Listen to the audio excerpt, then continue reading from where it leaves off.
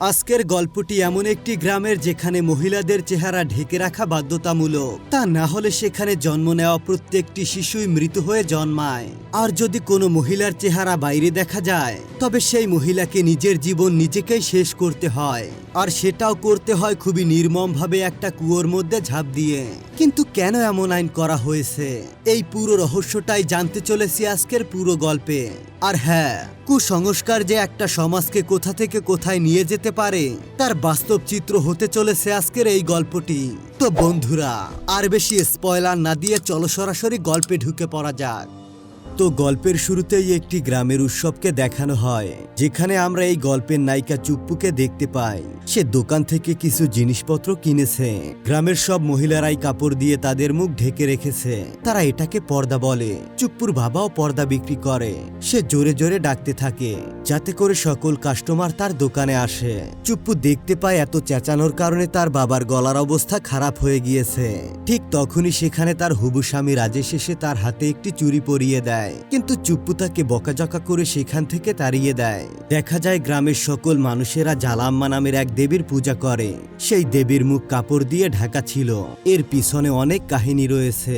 জালাম্মার মন্দিরে সবসময় একটা মশাল জ্বলতে থাকে। বছরের পর বছর আগে জালাম্মা ছিল এক ভয়ঙ্কর যোদ্ধা। সে তার অনেক শিষ্যকে যুদ্ধ শেখাতো। একদিন তার এক শিষ্যকে সাপে কামড় দেয়। তখন জালাম্মা অন্তঃসত্ত্বা ছিল। সে কিছু না ভেবে তার শিষ্যকে ঘোড়ায় বসিয়ে বৌদ্ধের কাছে নিয়ে যাওয়ার জন্য রওনা হয়। বৌদ্ধের কাছে পৌঁছে বাড়ি ফেরার পথে ঘোড়ায় চড়া অবস্থায় কয়েকজন ডাকাত তাকে দেখে ফেলে। তারা বলে, তুমি তো গর্ভবতী, তোমার পক্ষে ঘোড়ায় চড়া ভালো না, তাই তুমি দয়া করে আমাদের গাড়িতে উঠে যাও। তাদের কথা বিশ্বাস করে সে তাদের সঙ্গে চলে যায়, কিন্তু তাদের উদ্দেশ্য ছিল একেবারেই আলাদা। তারা জালাম্মাকে একটি নির্জন স্থানে নিয়ে যায় এবং তারা সেখানে তাকে হয়রানি করতে শুরু করে। জালাম্মা কিছুক্ষণ তাদের সাথে লড়াই করলেও কোনো কাজ হয় না।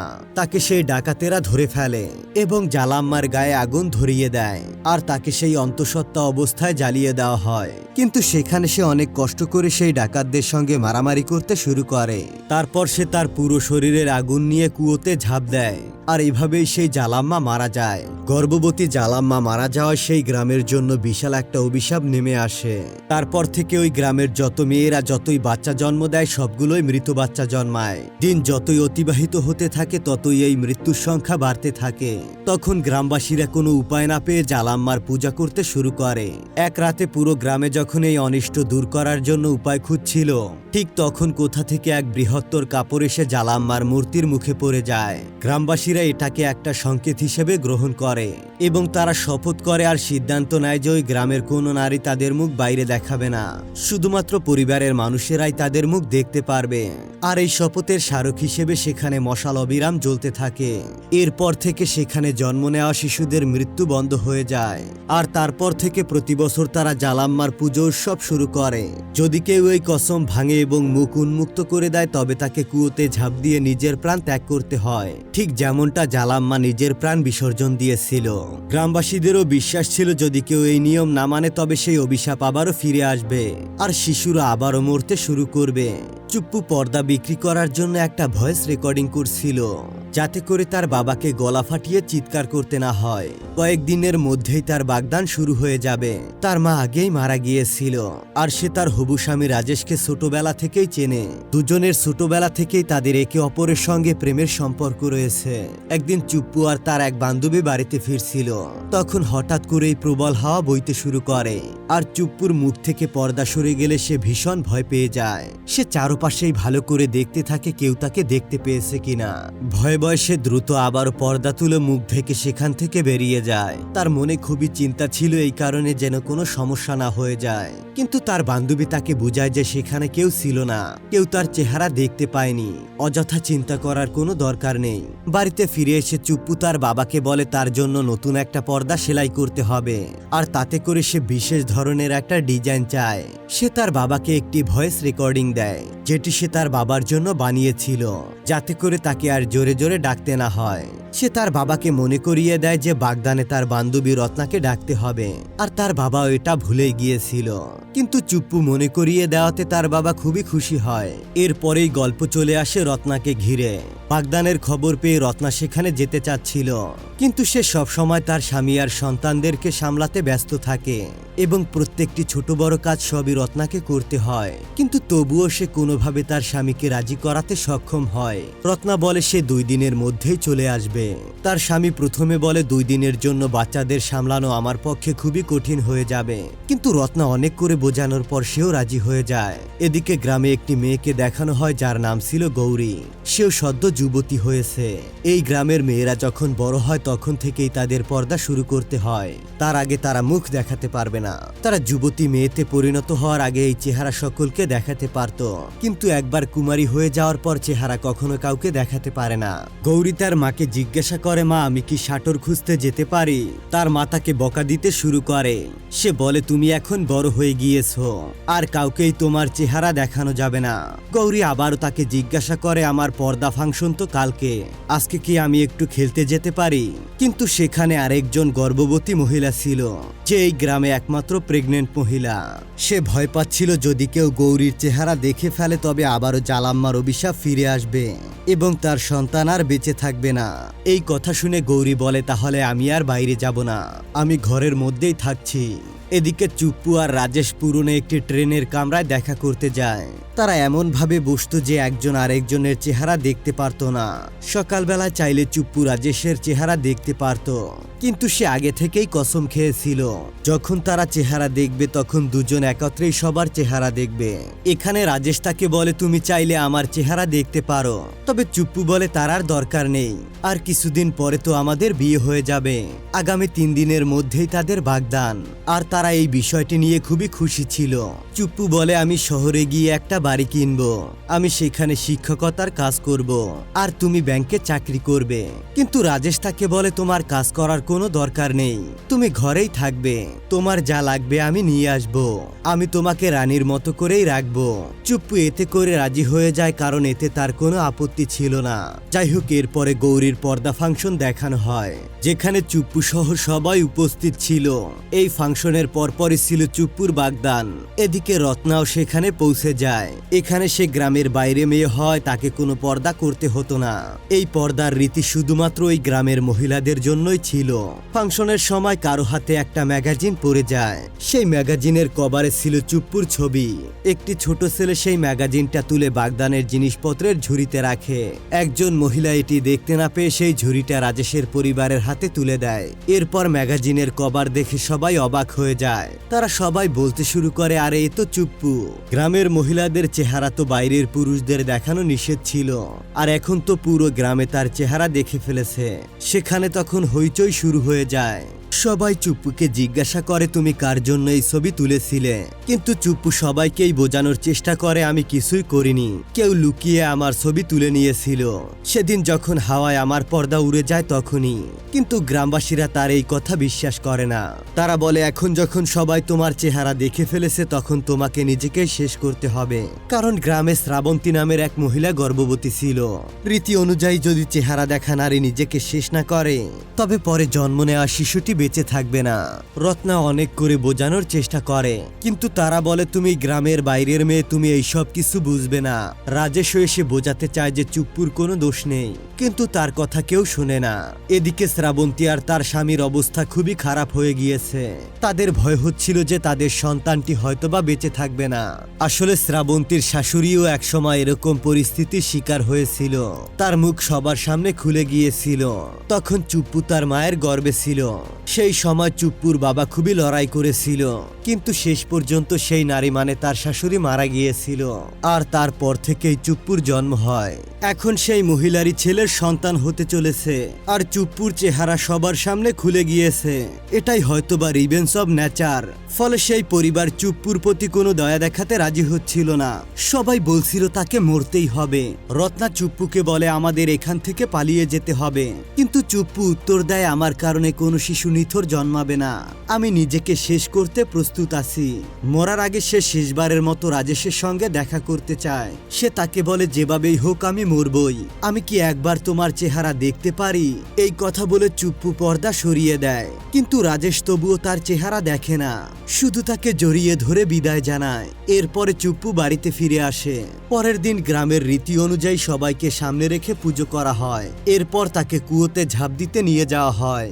রাজেশ এবং রত্না তাদেরকে থামানোর জন্য অনেক চেষ্টা করে, কিন্তু কেউ তাদের কোনো কথাই শুনছিল না। তারা রত্নার হাতে একটা বড় পাথর দেয় এবং চুপ্পুকে কুয়োতে নামতে বলে। কুয়োতে নামার আগেই চুপ্পু দেবীর কাছে ক্ষমা চায়। তারপর সে সবার সামনে বলে, আমি ইচ্ছে করে কোনো ভুল করিনি, কাউকে আঘাতও করিনি। যদি দেবীর মনে হয় আমি নির্দোষ তবে তিনি আমাকে বাঁচাবেন, আর যদি মনে হয় আমি দোষী তবে তিনি আমাকে মেরে ফেলবেন। এই কথা বলে চুপ্পু কুয়োতে নেমে মৃত্যুর জন্য অপেক্ষা করছিল। ঠিক তখনই সেখানে প্রবল বাতাস বয়ে যায় এবং দেবীর সেই মশালও নিভে যায়। এটা দেখতে পেয়ে গ্রামবাসীরা বুঝে যায় কিছু ভয়ঙ্কর ঘটনা ঘটেছে। চুপ্পু নির্দোষ তাই দেবী রাগ করেছে। তখনই কিছু মহিলা ছুটে এসে চিৎকার করে বলে, তাকে তাড়াতাড়ি বাইরে বের করো। রাজেশও এক মুহূর্ত দেরি না করে কুয়োতে ঝাঁপ দেয় এবং চুপ্পুকে সেখান থেকে বাইরে নিয়ে আসে। কিন্তু তবুও গ্রামবাসীদের ভয় শেষ হয় না। রত্না বলে, একজন নির্দোষ মেয়েকে আবারও মারতে বাধ্য করলে জালাম্মা আরো বেশি রেগে যাবে, এতে গ্রামে আরো বেশি বিপদ চলে আসবে। তাই সে যে নির্দোষ সেটা প্রমাণ করার জন্য তাকে সুযোগ দিতে হবে। রাজেশ বলে যে ফটোগ্রাফার এই ছবিগুলো তুলছিল সে উত্তর ভারতের ধর্মশালায় আছে। যদি তাকে খুঁজে আনা যায় তাহলে সব সত্য প্রমাণিত হবে। যদি বোঝা যায় চুপ্পু ইচ্ছে করে ছবি তোলেনি তবে তাকে মরতে হবে না। এরপর ওই ফটোগ্রাফারের নাম্বার পাওয়া যায়, কিন্তু ফোনে তার সঙ্গে যোগাযোগ করা যায় না। শেষ পর্যন্ত গ্রামবাসীরা বলে, তাহলে তোমাকে যেতে হবে ওই ফটোগ্রাফারের কাছে। সে এসে সবার সামনে বলবে যে তোমার অনুমতি ছাড়াই সে ছবি তুলে কভারে চেপেছে। কিন্তু চুপ্পু কখনো একা একা গ্রাম ছেড়ে কোথাও যায়নি। সে একা একা এই কাজ করতে পারবে না। আর তখন গ্রামবাসীরা জানিয়ে দেয় কেউ তাকে সাহায্য করবে না। এটা শুনতে পেয়ে রত্না বলে, আমি তোমার সঙ্গে যাব। গ্রামবাসীরা তাদেরকে হুমকি দিয়ে বলে, যদি তোমরা পালিয়ে যাও তবে চুপ্পুর বাবা মাকে ছেড়ে দেওয়া হবে না। এটা শুনতে পেয়ে চুপ্পু বলে, যেভাবেই হোক আমি তাকে খুঁজে বের করবই। এরপর সে ধর্মশালার উদ্দেশ্যে রওনা হয়। এদিকে রত্না তার স্বামীকে ফোন করে মিথ্যা কথা বলে। সে তার স্বামীকে বলে, আমার প্রতিবেশী এক মহিলা অসুস্থ, আমি তার সঙ্গে দেখা করতে যাচ্ছি, তাই আমার আরো 2-3 দিন সময় বেশি লাগবে, আর আমি আমার মায়ের বাড়িতেও যাব। এই কথা শুনে তার স্বামীও রাজি হয়ে যায়। তারা ঠিক করে দিল্লি পৌঁছালে রত্নার এক বান্ধবীর মেয়ে আছে যার নাম অমি। সে তাদেরকে সাহায্য করবে আর সে তাদেরকে ওই ধর্মশালায় নিয়ে যাবে। এরপরে আমরা অমিকে দেখতে পাই। তখন তার মা তাকে ফোন করে বলে যে গ্রাম থেকে কিছু লোক এসেছে তোমার সঙ্গে দেখা করার জন্য। আর গ্রামের কাহিনী তার মা তাকে আগেই বলেছিল। আর তার মাও চায় অমি যেন তাদেরকে সাহায্য করে। তবে অমি বলে সে একটা প্রজেক্ট নিয়ে খুবই ব্যস্ত আছে, সে এসব কাজ একদমই করতে পারবে না। অমি অন্যান্য মেয়েদের সঙ্গে কাজে লেগে পড়ে, কিন্তু সে তার কাজের অনুযায়ী যথেষ্ট সম্মান পাচ্ছিল না। একবার তো সে এই প্রজেক্টের প্রধান হতে চেয়েছিল, কিন্তু সে সেটা হতে পারেনি। তার একটাই কারণ, সে হচ্ছে একটা মেয়ে। তখন সে খুব বেশি রেগে যায়। এরপর সে মনে করে তার একটু বিরতি দেওয়ার দরকার আছে। এজন্য সে তার মাকে আবারও ফোন করে আর চুপ্পু এবং রত্নার কথা জিজ্ঞাসা করে। অমিও তখন রাজি হয়ে যায় আর তাদেরকে ধর্মশালায় নিয়ে যাওয়ার জন্য বেরিয়ে পড়ে। অমি দুইজনকে স্টেশন থেকে পিক আপ করার জন্য চলে যায়। তখন সে ওখানে দাঁড়িয়ে গরমের কাপড় কিনছিল। এদিকে ভিড়ের মধ্যে চুপ্পু হারিয়ে যায়। তখন সে তাদেরকে খুঁজতে খুঁজতে একটা বড় ম্যাগাজিনের সামনে এসে দাঁড়ায়, যেখানে তার ছবি বড় করে লাগানো ছিল। সে তখন ভয়ে চিৎকার করতে থাকে। অনেক খোঁজাখুঁজি করার পর অবশেষে অমি এবং রত্না তাকে খুঁজে পায়। চুপ্পু তখন কাঁদতে থাকে আর বলে যে আমার ছবি সবাই দেখে ফেলেছে। অমি তখন বুঝায় যে গ্রামবাসীরা কুসংস্কার বিশ্বাস করে, কারো চেহারা বাহিরে আসলে কিছুই হয় না।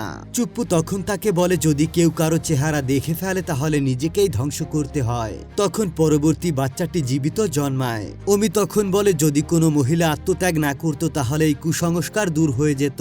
এই কথা শুনে চুপ্পুর অনেক বেশি খারাপ লাগে। অমি জানায় তার বিয়েতে কোনো আগ্রহ নেই, সে সারা জীবন নিজের মতো করে বাঁচতে চায়। কিন্তু চুপ্পু বলে ঈশ্বর মেয়েদেরকে সন্তান জন্মদানের বিশেষ শক্তি দিয়েছে, তাই মেয়েদের বিয়ে করাটা খুবই গুরুত্বপূর্ণ। এই কথা শুনে অমি হেসে দেয়। এরপর তারা ধর্মশালায় গিয়ে সেখানে একটা হোটেলের রুম ভাড়া করে। এখানে অমি পোশাক পরিবর্তন করে বাস্তবে গোসল করছিল। এটা দেখতে পেয়ে চুপ্পুর খুবই খারাপ লাগে। এরপর সে সেখান থেকে চলে যেতে চায়, কিন্তু রত্না তাকে বলে এখানে তাদেরকে সাহায্য করার জন্য শুধুমাত্র অমি আছে। রাতে ঘুমানোর আগে অমি চুপ্পুর কাছে যায়। এরপরে তার দুঃখের কথা সে তাকে বলে। এখানে চুপ্পু বলে গ্রামবাসীরা বলেছে যে 1 মাস পরে শ্রাবন্তীর বাচ্চা হবে। তার আগেই চুপ্পুকে ওই ফটোগ্রাফারকে খুঁজে বের করতে হবে আর নিজেকে নির্দোষ প্রমাণ করতে হবে, নইলে তাকে তার নিজের প্রাণ নিয়ে নিতে হবে। বাচ্চাটিকে সুস্থভাবে জন্মানোর জন্য অমি এটা শুনে খুবই কষ্ট পায় আর বলে এখন থেকে আমি আর মজা করব না, আমরা সবাই মিলে তাকে খুঁজে বের করবই। রাতে ভূমিধসের কারণে বাহিরে অনেকগুলো গাড়ি জ্যামে পড়েছিল। এরপরে অমি সেটা দেখার জন্য বাহিরে যায়। তখন চুপ্পু ফটোগ্রাফারকে ফোন করে। কলটিও ওপাশ থেকে রিসিভ করা হয়, কিন্তু ইংরেজি না জানার কারণে সে অমিকে ডাকতে থাকে, কিন্তু ততক্ষণে ওই কলটি কেটে যায়। পরে অমি তাকে মেসেজ করে পুরো ঘটনাটা পাঠিয়ে দেয়। এদিকে রত্না তার স্বামীকে মিথ্যে কথা বলেই যাচ্ছিল। সে বলছিল তার আন্টি খুব বেশি অসুস্থ, সে তাকে যেতে দিচ্ছে না। এদিকে তার স্বামী সন্তানদেরকে সামলাতে সামলাতে ক্লান্ত হয়ে গিয়েছে। গ্রামে রাজেশের বাবাও তাকে বলে যদি চুপ্পু নির্দোষ প্রমাণিত হয় তবেই রাজেশের সঙ্গে তাকে বিয়ে করাবে, কারণ এখন তার চেহারা সবাই দেখে ফেলেছে। ধীরে ধীরে রাজেশও তার বাবার কথায় একমত হয়ে যায়। এদিকে চুপ্পু শহরে এসে দেখতে পায় গ্রামের মানুষ কতটা পিছনে পড়ে আছে, তারা কত ভুয়া রীতিনীতির জালে আটকে আছে। এদিকে রাজেশ দোকানে দেখতে পায় চুপ্পুর ওই ম্যাগাজিন অনেকেই কিনছে আর তাকে ছুঁয়ে দেখছে। এই সব কিছু দেখতে পেয়ে তার খুবই খারাপ লাগে আর সে চিন্তা করে চুপ্পুর সঙ্গে তার সম্পর্ক ভেঙে ফেলবে। রাতে একজন বৃদ্ধ মানুষ ক্যাম্পের পাশে বসে একটি পাখির গল্প করছিল। সে বলে খাঁচা থেকে একটি পাখি সাহস করে উড়ে যাচ্ছিল, কিন্তু তখনই একটা বাজ পাখি এসে তাকে ধরে ফেলে।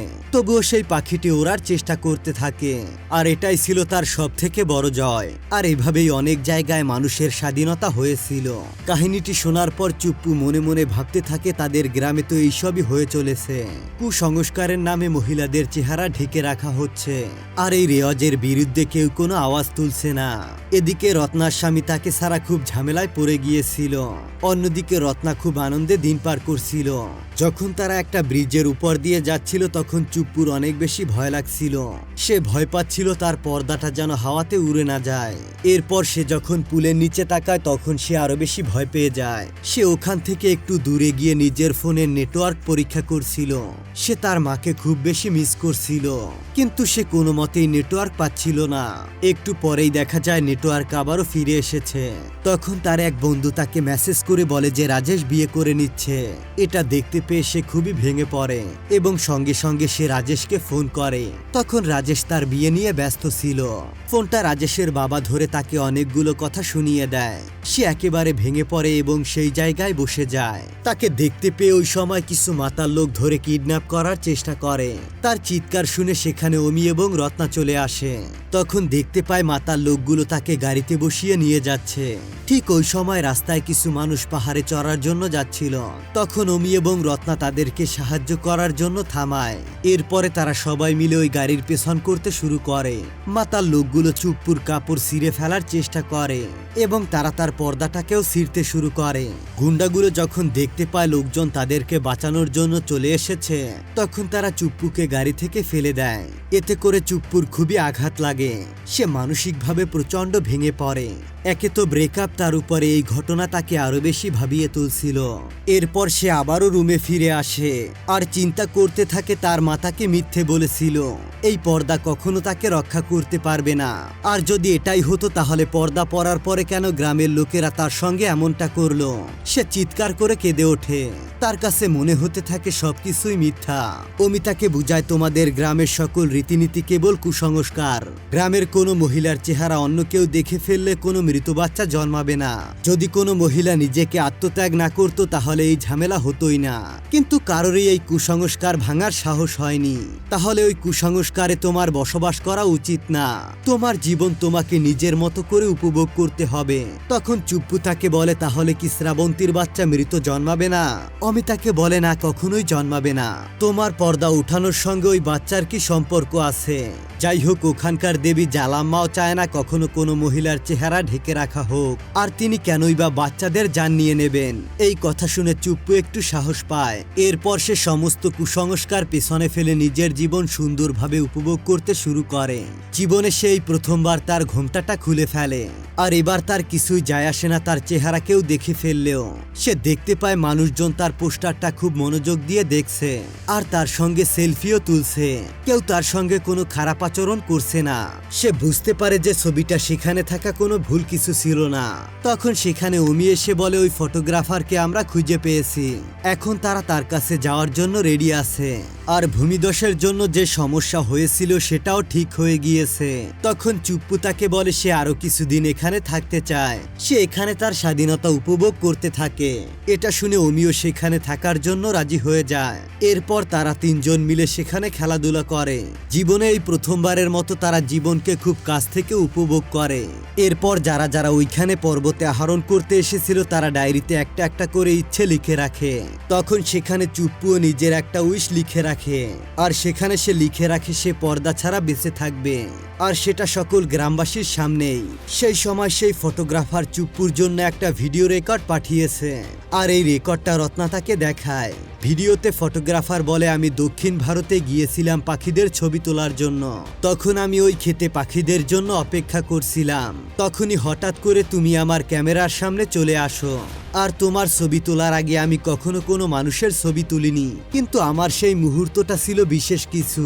এজন্য আমার মনে হয়েছিল একজন ব্যক্তির ছবি তোলা খুবই দরকার, আর ওই ছবিটাই আমার সর্বকালের সেরা ফটোগ্রাফি হয়ে যায়। আমি তোমার অনুমতি নিয়ে এই ফটোটা ছাপাতে চেয়েছিলাম, কিন্তু অনেক খোঁজাখুঁজি করার পর তোমাকে খুঁজে পেলাম না।